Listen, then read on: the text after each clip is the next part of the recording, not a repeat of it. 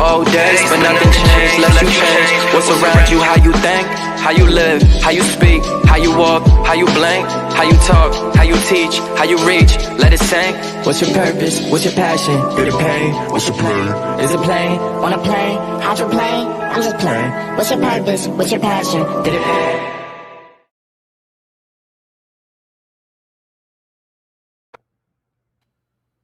Good evening, everyone. Welcome to this new episode of Plugged with Molly and Joe.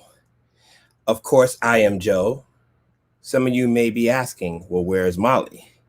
He's actually in some work endeavors right now, and we hope to have him on the show today. But if not, have no fear. I will be running the ship for today. I can't believe it's been 5 weeks of this episode so far.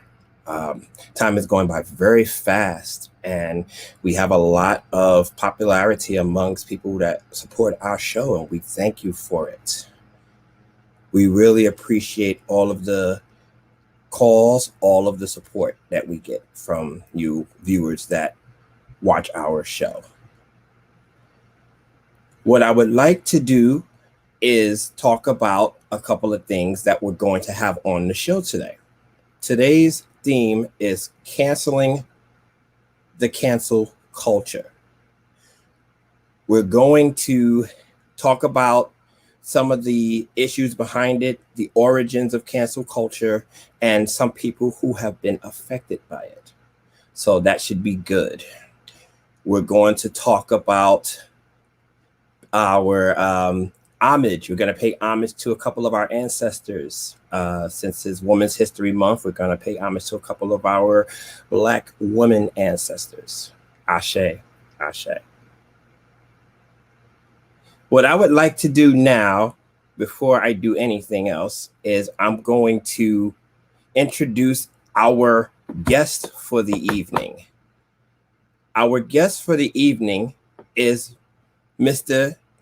Nathaniel Courtney, who's also known as Nate Turner.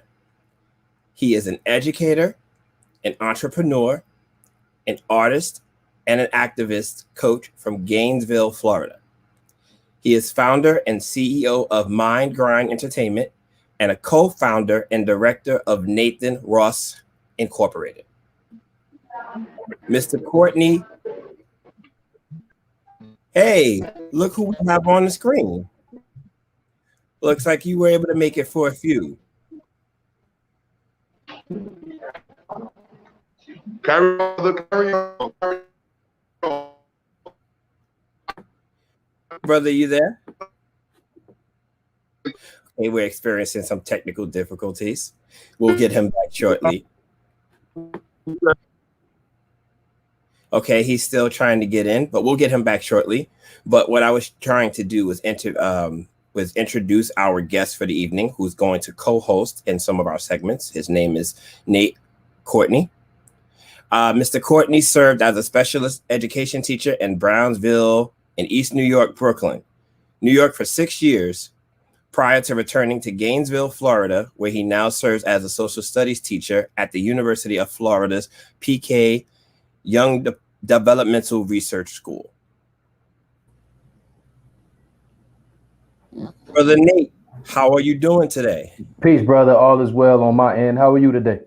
I'm doing well. It's great to have you on our show and serving as a co-host with me today. This is going to be a fun ride. Man, it's an honor to be here. Thank you so much for having me. Well, what I was doing before I introduced you is I was talking over some of the things that we were going to talk about today. In our past episodes, we've mentioned some things about reparations and Black history curriculums. And what I wanted to do was give some updates on the status of those curriculums and those reparations process. We talked about a city in Illinois, Evanston, where they were going to give reparations to their Black citizens, $25,000 a person in regards to, and amongst other things, of giving houses and property and land. And they've officially approved the bill as of this week. So we talk about it on the show. We just need a seat at the table, right? And that would be the first step to getting our seats. Yeah, so I'm not in disagreement with wanting and needing a seat at the table. I'm also all for creating and preparing our own table, right? I'm aware of a House bill that has been on the floor from my understanding for quite some time regarding reparations as a federal bill. Um, I think one of the issues that I see with that, or one of the barriers to getting this bill to be even to begin to think about getting this bill passed, is this idea of seeking reparations from slavery, right? From our time that we, were in bondage. I think the issue with that is, one, we would be trying to convince white supremacy of our citizenship during a time where we did not have citizenship, right? So 14th Amendment is passed in 1868. Obviously, we fight for real citizenship rights for almost another 100 years, right? With the Civil Rights Act of 64 and the Voting Rights Act of 1965, right? I personally believe that if our House of Representatives and Senators approach this thing from the Jim Crow era, right? Even if we took, let's say, 1896 and looked at seeking reparations for the treatment of African Americans after the implementation of Plessy v. Ferguson. Yes. Right. I think there's been more than enough damage to the African American community, socially, politically, economically, and financially, that we could start from there when we were, in fact, due all of our citizenship rights, and then seek to repair some of those wrongs through reparations that way as well. Well, I really agree with the fact that we should be building our table. Maybe this is our step. Maybe we can gather what they've taken from us and then build from there. Indeed. So I'm not about not getting our reparations, but I think we definitely should get what we're deserved. And then from there, we come to the table, our own table, and meet and figure out, well, how are we going to use this money? How is it going to benefit us? So kudos to Evanston, Illinois, at least for making the start. And another hand, now we also talked about during Black History Month, Utah was a state that was opting Black history courses. They were giving parents the option to opt out of these courses where it's Black history is American history. So the positive upnote to that, we have countries in Europe, such as Welsh, that is making it mandatory for Black history curriculum to be done in their schools. I think that's an awesome thing, man. Actually, here in the state of Florida, it's mandatory that we include African American history within the social studies curriculum. Now, obviously, right, ensuring that happens is more difficult than not. But it's one of the things that I think is extremely important. It's one of the things that I aim to do as an educator, to not only implement and teach African American history within my curriculum, but also as one who kind of mentors younger teachers, right? It's very important that, they begin to implement this history into their curriculum. Now, the one thing that I've discovered is, right, like, not enough of us know enough about our history to find ways to creatively put it into our curriculum, and also, right, do that in a way where they feel comfortable and secure in their job, right? Because that's another one of the major issues that you find in our educational system when you try to implement African American history and some of the, I guess, what feels or seems controversial to white America, right? Oftentimes, teachers who try to teach this sort of curriculum are ostracized within their learning communities and also within the larger districts. I personally experienced that stuff when teaching in New York City. I felt like principals were out to get me specifically because of the content that I was daring to teach. But for me, I think it's just as important to educate adults, right? Particularly our teachers, because what I find is, even in the African American community, there are not enough teachers who are well enough aware of their history to be able to implement it seamlessly into the curriculum.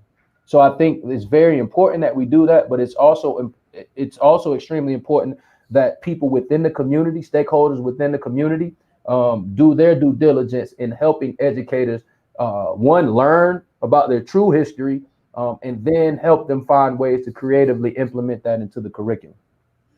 That is awesome. That is awesome to hear. I mean, I personally understand with even what's going on now, you have a lot of curriculums being taught up where they're somewhat making fun of enslavement and slavery. There's been a lot of articles recently where this stuff is still happening in 2021, and people dare not understand the sensitivity around these things. If you're going to talk about it with the full extent. Like, don't necessarily make it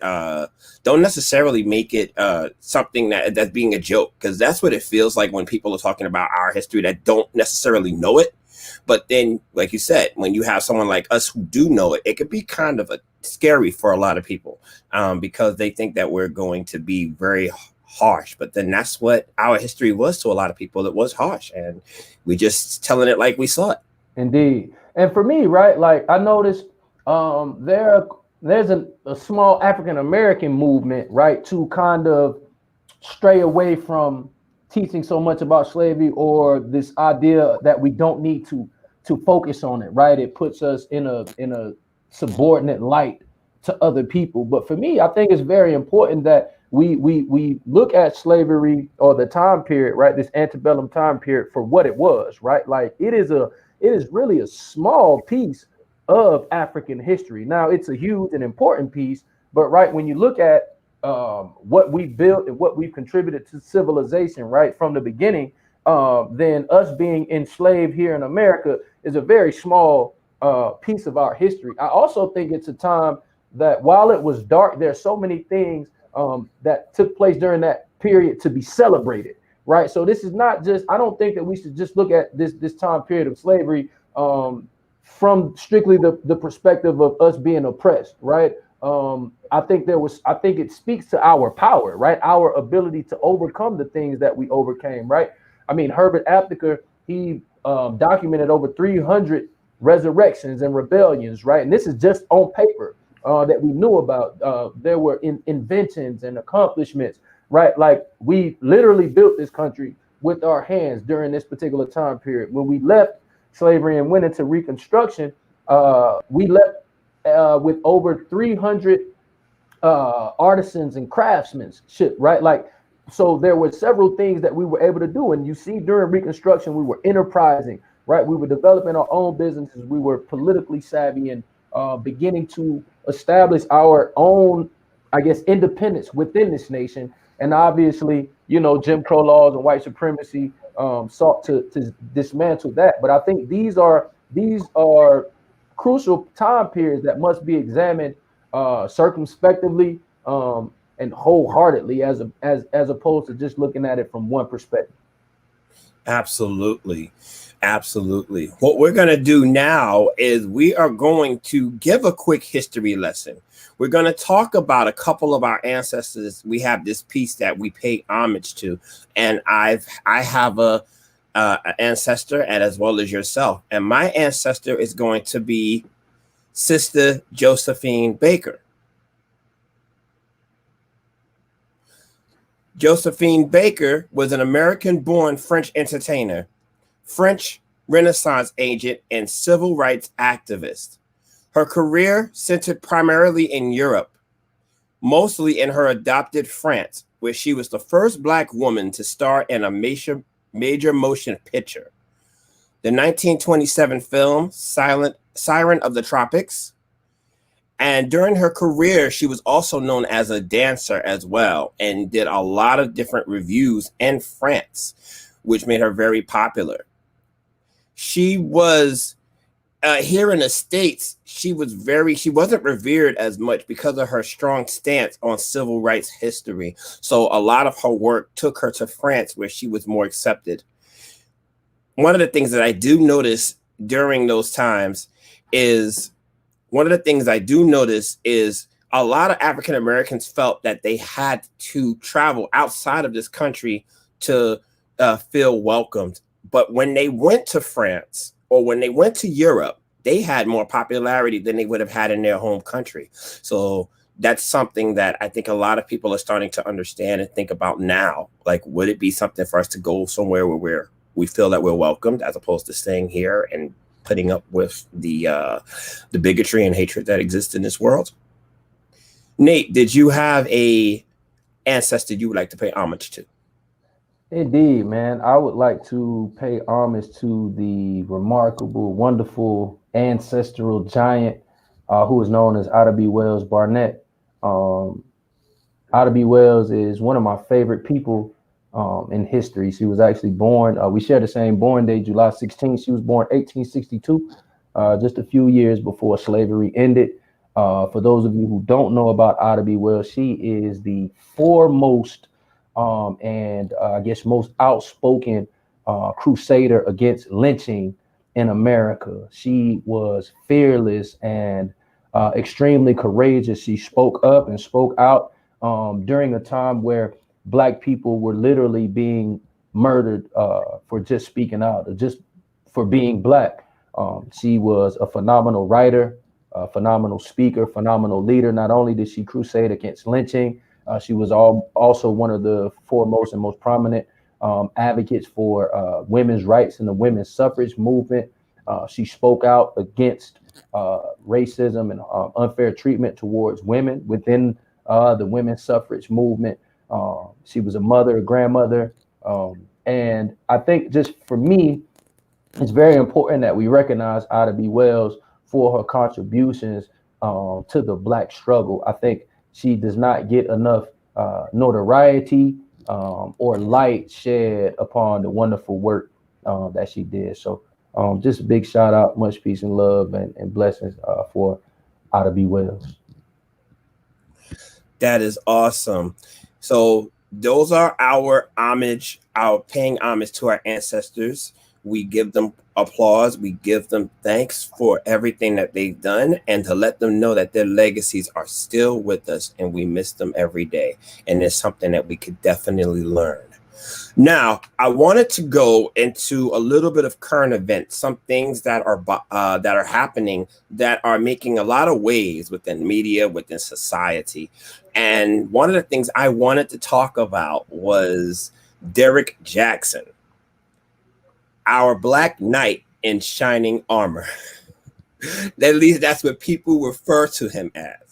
Derrick Jackson is a YouTube social media celebrity who gives a lot of positive advice when it comes to Black relationships.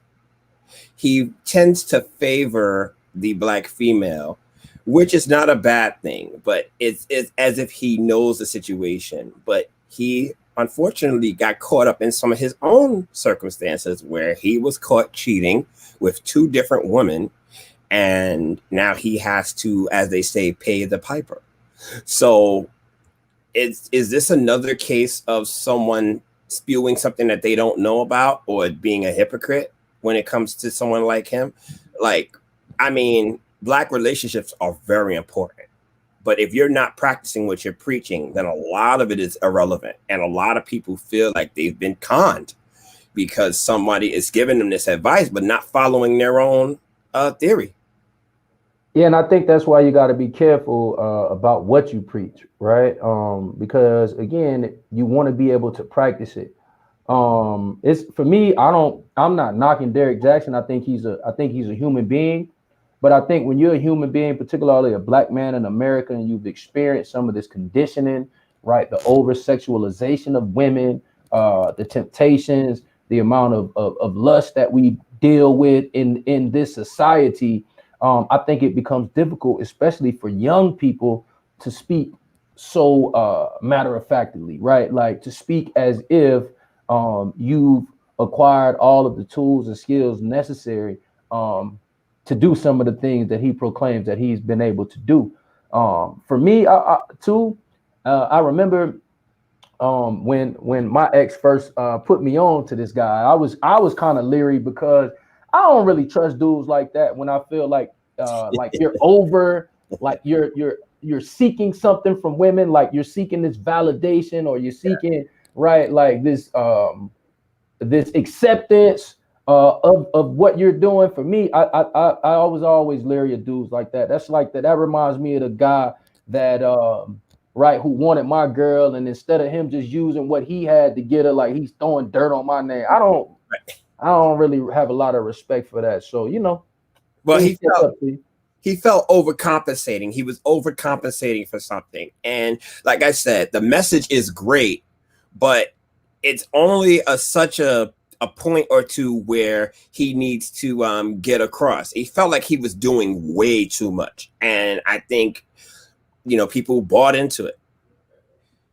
Now, should he be canceled for his what's going on with him right now, and him being able to being labeled as a hypocrite of sorts? Should he be canceled? Not if he can admit, right? And like what I mean by that is like fully analyze yourself, fully analyze the plight of black men in America, the plight of black women, and then the plight of the black relationship. Because I think there's a lot to be learned from his situation. I think he can learn a lot. I think his supporters, the people who really trust and believe in what he's saying, right? And it's not to say that his thoughts up to this point have been disingenuous, right? Like it could be simply a mistake, or right, like just wrongdoing, right? Like, so can you acknowledge that? Can you own up to it? And then going forward, right? How can you present things in a way that that's more realistic, right? Yes. Well, like you said, I think the reason why people are so disappointed is because you hear even someone who's preaching the good in relationships and why it's so good to be with a black woman specifically, he's cheating as well. I don't think anybody ever said he wasn't perfect or he wasn't human. I think it's breaking a lot of people's reality aspects because, like you said, it goes to show that he's a human being. And I think once people get over that realization of it, they can accept him or re-accept him into what he's doing. Indeed. Now, what I wanted to do was take a couple of minutes to people. They know who you are now, but they don't know about you. So I wanted to take a couple of minutes to talk about your organization, who you are, and some of the things that you have accomplished. All right, thanks. Well, again, as you mentioned earlier, I'm Nathaniel Courtney, also known as Nate Turner.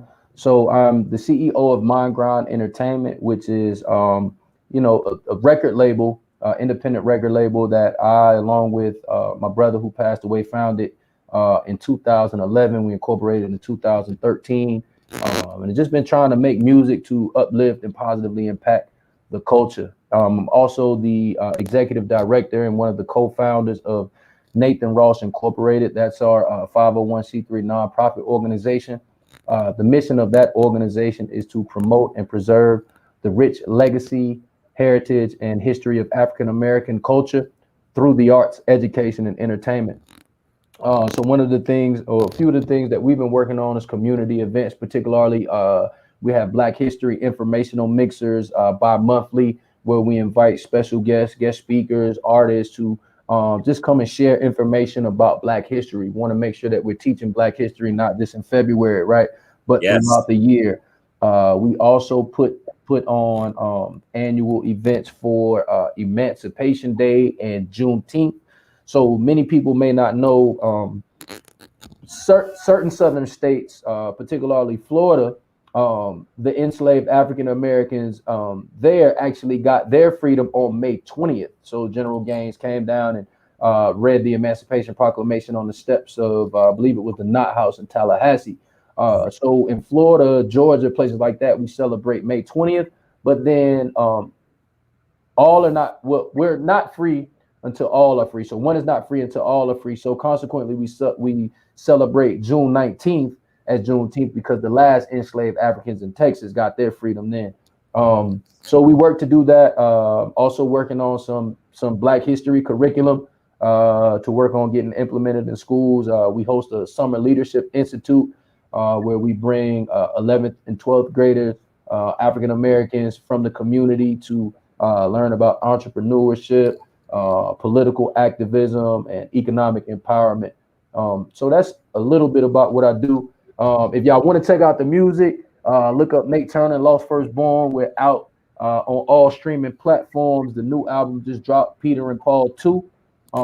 I think that's a political, social, spiritual commentary that really just speaks to the heart and minds of the things that I want to do, which is really liberate and free the people.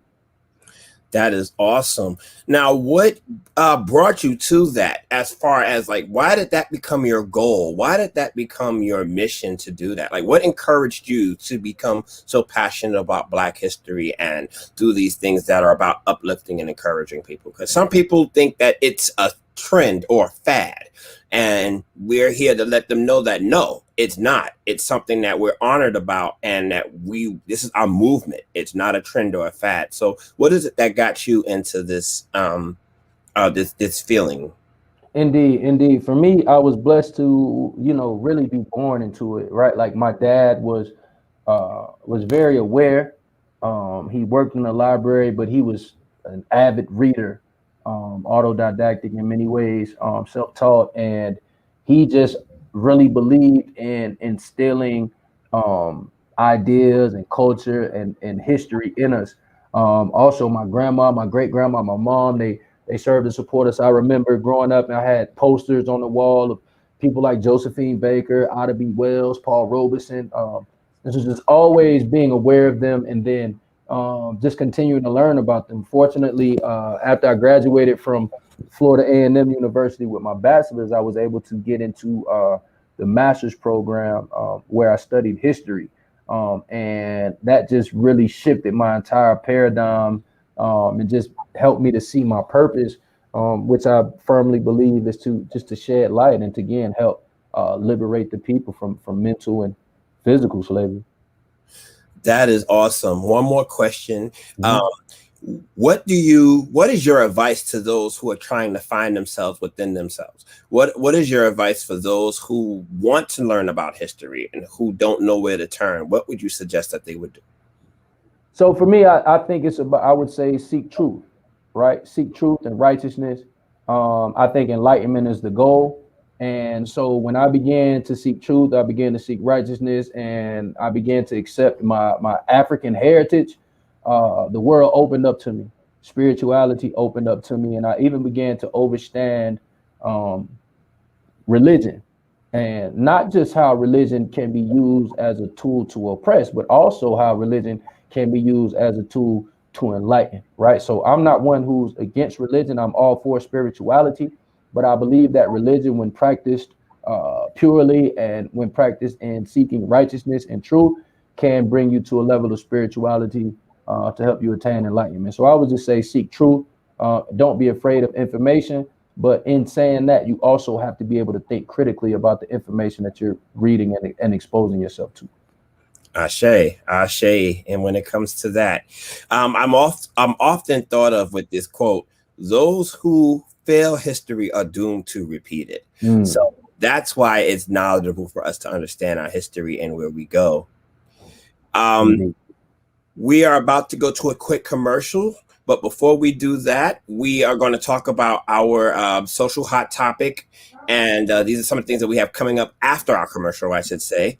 So our social hot topic, and this will be a good one. I think this is something that canceling the cancel culture is something that I think people need to understand, and how to do it and how to not be affected by it. But what I'm going to do now is put on our sponsor. Looking to podcast shows and do not know where to start? The Evening Rush Network can help you with that. Call us at 929-441-2417 or email us at theeveningrushnetwork@gmail.com for dates and prices. We got you for all your podcast needs. The Evening Rush Network. Tune in, subscribe, and share.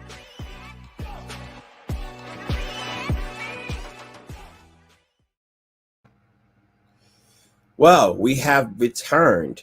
We are into the second half of our topic, of our show, rather. And what we're going to do now is we're going to go into a topic that's been in the news as of late, that's been in the media, that's been very aware to a lot of people, and it's called canceling the cancel culture. The cancel culture is something that has been created to those who are, I won't say overly sensitive, but who are trying to get rid of some faults, some negatives, and helping, well, I think that's their goal, helping people see the negative in certain things that can be offensive and get rid of them or change or adapt to them. But in recent times, there are some things that I know for myself as I've grown up to know, not necessarily seeing them being offensive, but not seeing them to be offensive, but they're being deemed offensive to today's culture and society. So that's something that I don't necessarily have an issue with. Now, we have people that have been deemed as being canceled per se, whether it's politically, whether it's physically, whether it's emotionally. So there are a list of most specifically Black celebrities and artists that have been canceled for their beliefs and positions on the current events of their time, such as Paul Robeson, Jackie Robinson, Dick Gregory, Muhammad Ali, the athletes during the 68 Mexico City protest, Michael Jackson, Prince. These are people that have been canceled at one point in time during their careers, whether it's for something that they stood for or it's something that they were deemed as a threat. I would like to talk about Muhammad Ali, because he's somebody in my mind that was, you would kind of say he was Colin Kaepernick of his time. Colin Kaepernick is something that is somebody who stood for his belief, and because the majority of people didn't appreciate it, they decided to cancel him for it. And how did they do that? They canceled him professionally, not physically, not like a Malcolm X or Marcus Garvey where they canceled them physically, but they canceled him professionally. And there's a lot of artists, specifically Black people, that have strong beliefs, whether it's religion, whether it's politics, whether it's the way that systemic structure is, that are deemed as a threat and are canceled politically. But what I was talking about with Muhammad Ali is I can remember him telling the United States that he wasn't going to go to Vietnam because that wasn't his war to fight. I mean, he was very strong-willed, within a lot of things, which is good because he showed people that he wasn't a threat. And I think society doesn't like braggadocious. He was braggadocious, but he could back it up. But what happened with Muhammad Ali is that during that time, he had a following behind him of other athletes that supported his decision.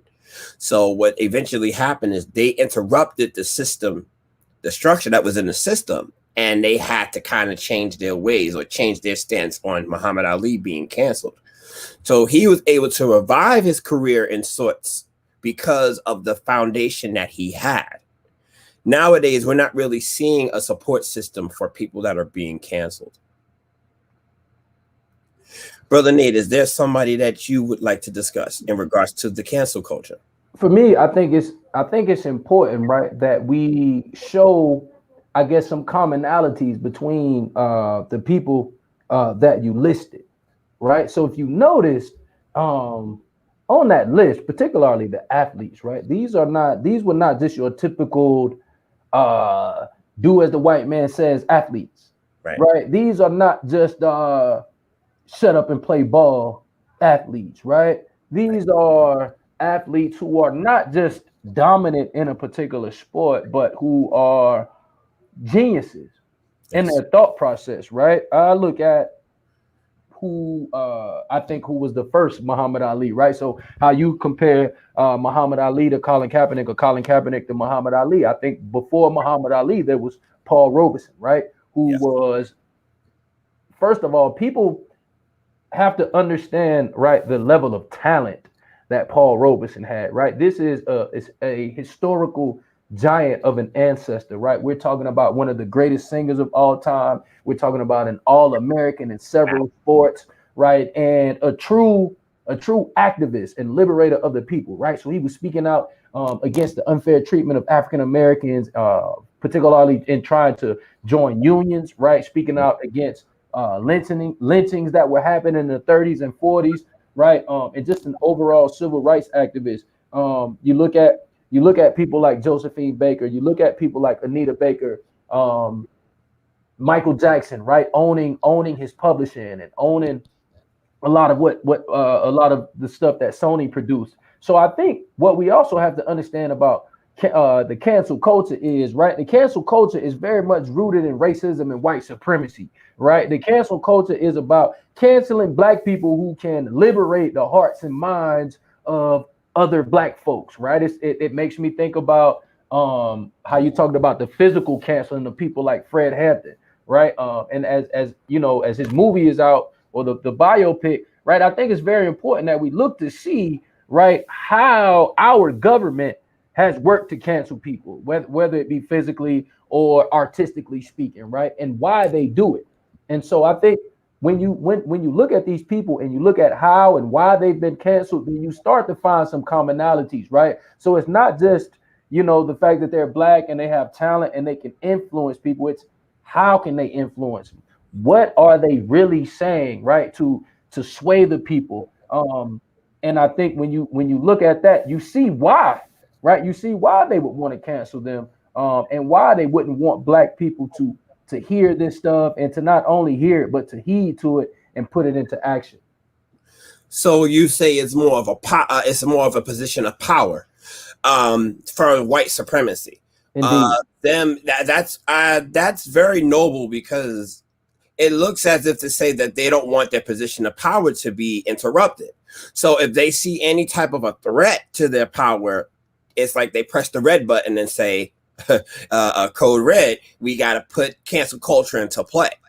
I mean, who is it really protecting? Who's the culture protecting?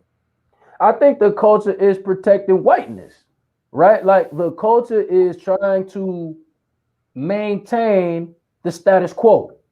Right. Anytime cancel culture is put into effect, it's to cancel something that's about to make a significant change, right, in the current culture, in the current way of doing things.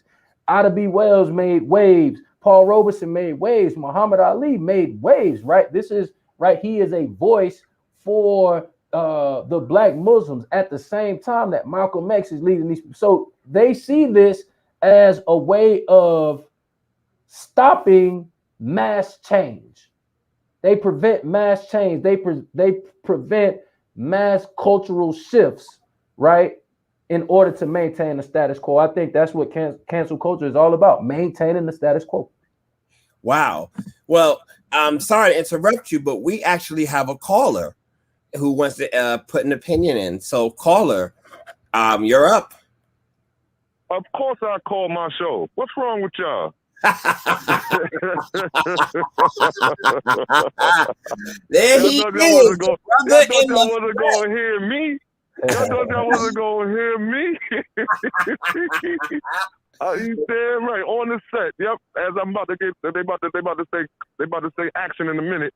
But I just wanted to give y'all a shout. You guys are doing phenomenal. Nate, we definitely got to work. We definitely going to work.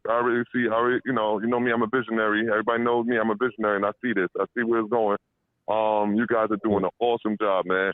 My thing about all that cancel culture and all that, like you said, it is to maintain the status quo and to keep their foot on our necks at all times. That's their plan, to keep their foot on our necks. So anytime we try to climb up out of the muck and the mire, they try to put us back down every time. And how they do that? That's by canceling our heroes, canceling our legends, canceling those that matter to us.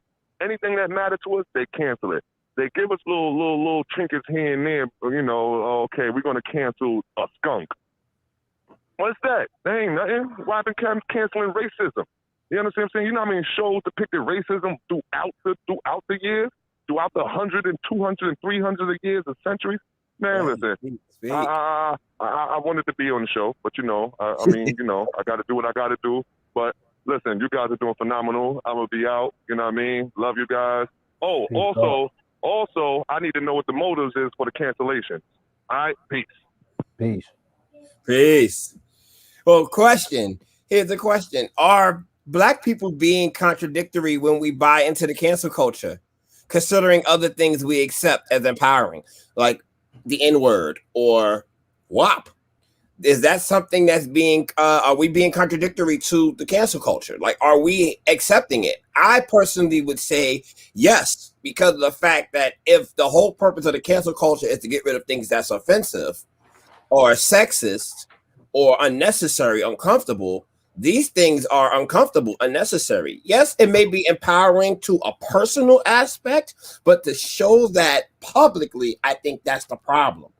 And what it is, if it's empowering to you, you need to keep that within yourself. That's something that favors you, but you don't want it to become to where everybody is seeing what you're empowering about, unless it's positively, unless it's a positive moment or a positive action. And that's how I personally feel about the cancel culture. Like, if it's something that is going to help us, like I said, the N-word.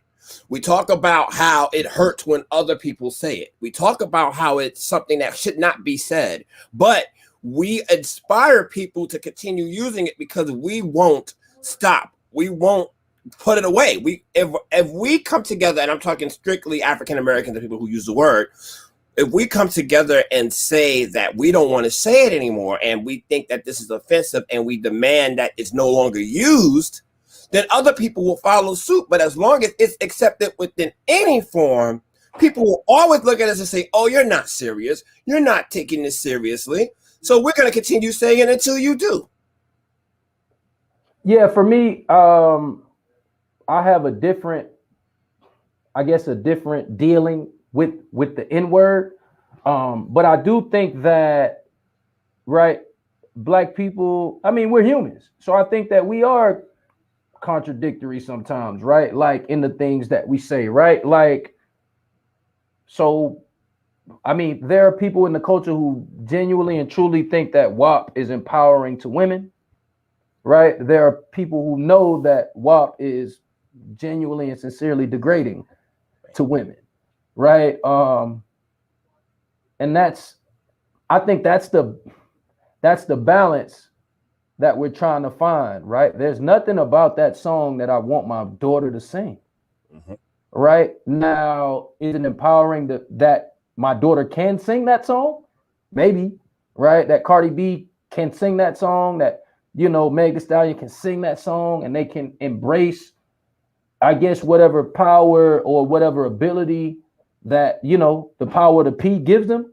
Right. Because the P does have real, genuine spiritual power, right? So for me, that's a whole nother conversation, right? Because what are you doing with that WAP? Right.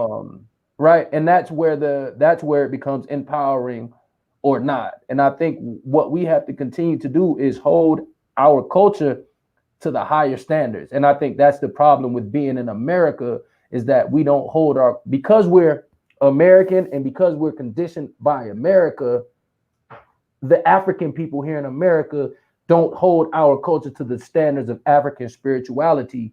And until we're able to do that, I think we'll find ourselves in a world of trouble. Well, what are some of the things you think should be canceled? Like these shows that are on TV, Family Guy, South Park, even The Simpsons to a degree. These are shows that make fun. They detriment race. They detriment culture. If we're canceling things, these shows were deemed as offensive at one point, to the point where The Simpsons, where they've had to change the characters that were being played by other races to the people that are the actual races. I mean, I agree. I mean, the majority of TV shows and movies, right, portray racist thoughts and ideas. I mean, I remember growing up, right, like waiting for a Black movie to come out. I remember growing up waiting for Black television shows to come out, only to realize, right, that these things are exploitative to our culture. A lot of the things that we've held as classics things that will go down in history and culture, movies, music, right? A lot of that stuff was made to our detriment.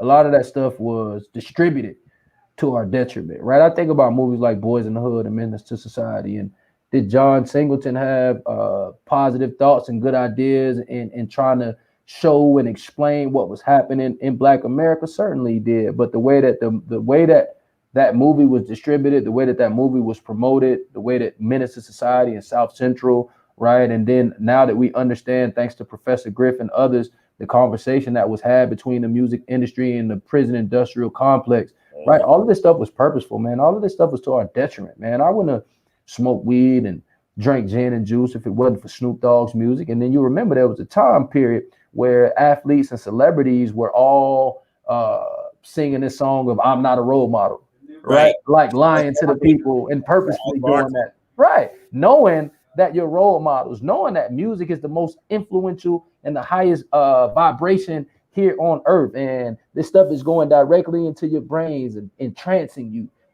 and inspiring you and motivating you to do things that you may or may not do without being under the influence of that music. So I think a lot of stuff has to be canceled. I think a lot of the stuff that we bring to society has to be canceled, on top of the stuff that, you know, other cultures introduce and call it our culture, right? So yeah, we got to cancel people, movies, music, a lot of this stuff.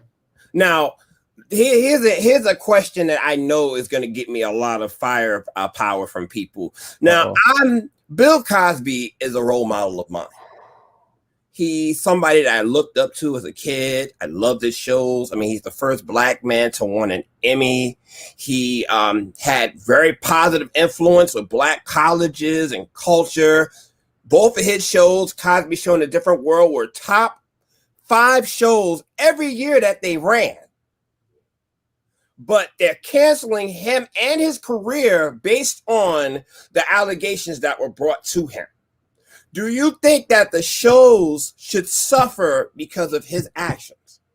I don't think that those shows can suffer, man. I think that those shows were inspired by God, right? Like, I think when Bill Cosby was creating the Cosby Show and A Different World, right? Like, he was in a creative state of mind that was influenced by God and the ancestors. The Cosby Show literally, I mean, how many young men and women did the Cosby Show literally save? Right, just by him being a father figure and by Claire Huxtable being a mother figure for whatever that Thursday night that it came on from 8 to 9, right? Like, yeah, man. And this is the thing, right? Like, as for, remember, and that was the thing too. I remember they used to make, oh, it's unrealistic, a doctor and a lawyer. That didn't matter because the interactions were ones that we aspired to be like. Nobody cared about the doctor and a lawyer aspect. Everybody saw this beautiful husband and wife with these beautiful children who had their own ups and downs, right? But at the end of the day, these parents and these children worked it out through love, right? And then I just think, right, like the way that A Different World inspired people to not only go to college, right, but then also influence people to understand the importance of attending HBCUs, right? This is also the time of like, right, cross colors and the cultural upliftment. And so I think all of this stuff plays a role. I think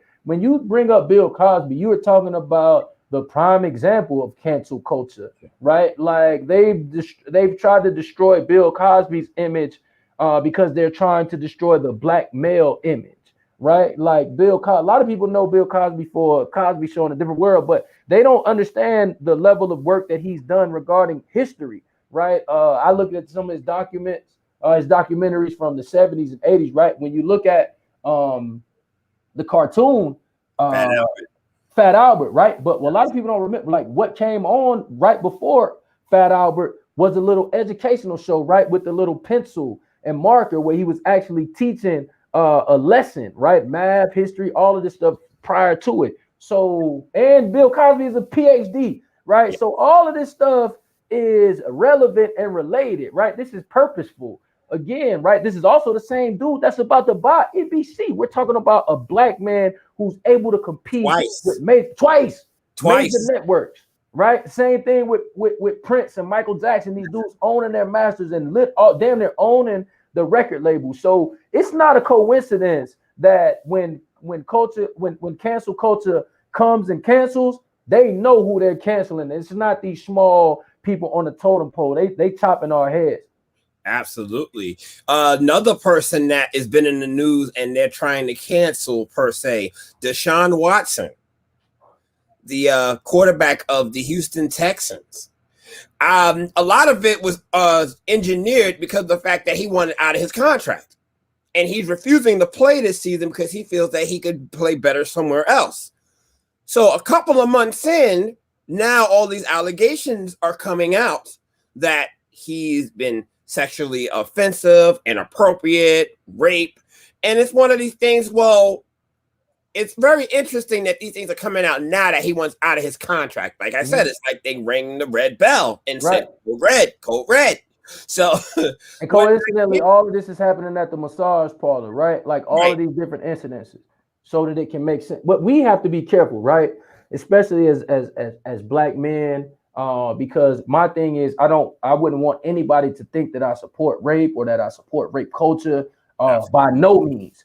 But again, as we talked about the great ancestor Ida B. Wells, what she pointed out more than 100 years ago was that anytime that you want to lynch the black man, you want to hang him, you want to crucify him, you accuse him of rape, right? This is the thing that has been historically done to black men to get black men canceled in the physical sense. You accuse them of rape, right? And because of the ideas and the images that are constantly perpetuated into society, it makes it easy to believe that a black man is a rapist, right? I look at the way that they slowly hung Bill Cosby, right? Because for the first part of the Bill Cosby thing, black people weren't buying it. But the more that they were consistent in presenting this information, right, the more that they were able to crucify him on a public stage. And it's the same thing that's happening with Deshaun Watson. Now, if he did something inappropriate, right, like that should be dealt with. But for me, when you read these stories, it shit becomes painfully obvious that it's a setup, right? And I don't want to dismiss anything that may have happened or may, but I'm a critical thinker, and I implore people to think critically about the things that are happening to really see behind the veil and understand what white supremacy is trying to do. Absolutely. Everybody has their day in court. Everyone. What I'm hoping that happens is if they do go to trial or something does occur out of it, give the law a chance to show itself. Don't make accusations before anything's been presented. Yes, numbers, names, allegations are coming out, but go through the process. I mean, you would go through the process if it was Donald Trump or if it was Woody Allen or if it was somebody else.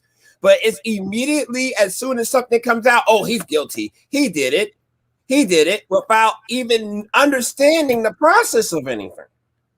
And that's my problem. What I wanted to say next was, when does the cancel culture address the plight of black people in America? When do we address homelessness? When do we address poverty? When do we address trauma? These are some things within the black community that needs to be canceled. But it's not going to be canceled because it helps the system. Exactly. I mean, you said it. I don't think those things will be canceled. As a matter of fact, I think the powers that be will continue to try to develop systems and programs, right, to see black people perpetually in these states that we discussed, right, in these states that cause trauma, that cause violence, that cause poverty, that result in a lack of power, right? So until black people understand that this is purposeful, right, it's being done on purpose, that there is an actual war that is being waged on you, that has been waged on you for hundreds of years, right? Like, people have to understand that all of this is a continuation, right? Like, Europeans are still mad about the Moors having come up into Spain and Italy and Europe and conquer, right? So, like, even slavery is a direct relationship between, all right, the Moors being ousted from Spain and this continuation of European domination. And there will not be any programs removed, right, that will allow Black people to thrive culturally or spiritually. Preach on that, my brother. That is the case. Now, why do we still fight for justice for people like Breonna Taylor and George Floyd and the never-ending list of people with the same story? Do you think that's something that people will eventually overcome and people will eventually deal with? Do you think it's something that we can overcome? Before you answer that question, we have another caller. Okay. Oh, it's me again. Listen, for our first caller, you have a lot of questions. Come on, caller. Hey, listen. Let me explain something. I got to be a fan of my own thing, right? At the very least. But I have no questions. I want to know how you guys are so awesome at what y'all do, man. You guys are what they call historians, the scribes of our times, I guess you'd call it. You know what I mean? The ones that keep the history going. And that's what we need more of. We need more men aspiring to be like you guys, man, that naturally just want to just, know and naturally just want to feel all this energy and get all that, all this history in them, man. These kids out here don't know nothing these days. But that's all I wanted to say. I'm out again. But I appreciate you guys, man. Thank you, brother. I can't wait. All right, Nate. All right, bro. All right, brother. All right. I'll holler at y'all. All right. Can't wait to have him back on next week because there's so much more we have. But I was asking you, why do we still fight for why do we still fight for the Breonna Taylors, the George Floyds? Why, like, we see so many stories. Like, is it status quo or is it something that's worth fighting for? Well, first off, I'm humbled, man. And for me, it's an honor to be on the show again and to be serving the mission. I think we fight because, again, we're in a war. Right. And I think that these soldiers' names need to be said. Their lives are not without meaning and they're not without purpose. Right. And so I think when we talk about Breonna Taylor, when we talk about George Floyd, when we talk about Ahmaud Arbery, right, when we talk about Eric Garner, right, we're talking about our brothers and our sisters and our mothers and our fathers, and we're keeping their legacy alive. We're keeping that energy alive, right? Like, because again, we also have to make sure that their deaths are not in vain, right? So if Breonna Taylor's death inspires you to do something to make a change, then her death is not in vain, right? If Eric Garner telling you that he can't breathe because the police foot is on his neck, and you now take an active stand to stop police brutality, then his life is not in vain, right? And so, I remember I was actually teaching in New York when Eric Garner was lynched, and so the next day we did a protest in class, right? And the protest was, I had them bring T-shirts, and we created these "I Can't Breathe" T-shirts, and we made posters. And we wanted to march around the school. I got a little nervous. But what I did was I had them share. We put on the T-shirts. We wore the T-shirts that day. And we shared those posters with other people around the school, right? And that wasn't a big thing. But for me, it served several purposes, right? It made them aware of what was happening. It made them a part of what was happening. And it inspired them to be a part of the change that is happening. So if for nothing else, right, I taught students in that social studies class how to protest, how to not let something just go in vain. And I think that's the message that their deaths represent, right? Like, I died for a reason. I died to get you a step closer to freedom. Now, what are you going to do about it? Listen, keep fighting. Keep fighting. You heard the brother. Keep fighting.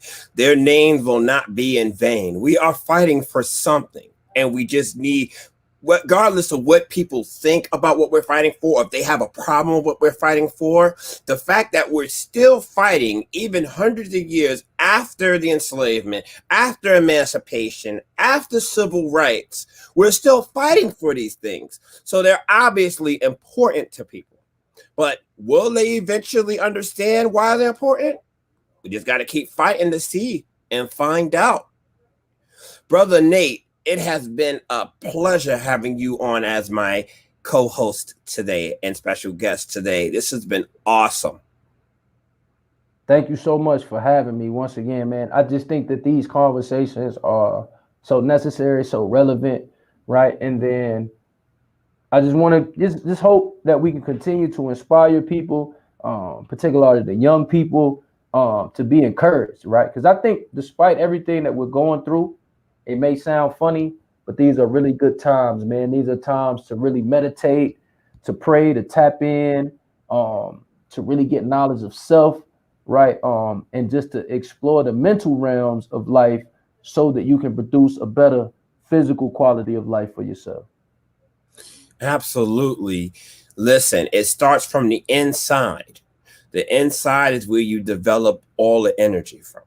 Once you get that energy, you portray it to the world and you show the world what you can do. Let's hope our people take this in vain and see what we're doing and can grow from this. Indeed. Once again, Brother Nate, thank you very much. Everybody looking forward to next week's show. We got a good one for you. Peace.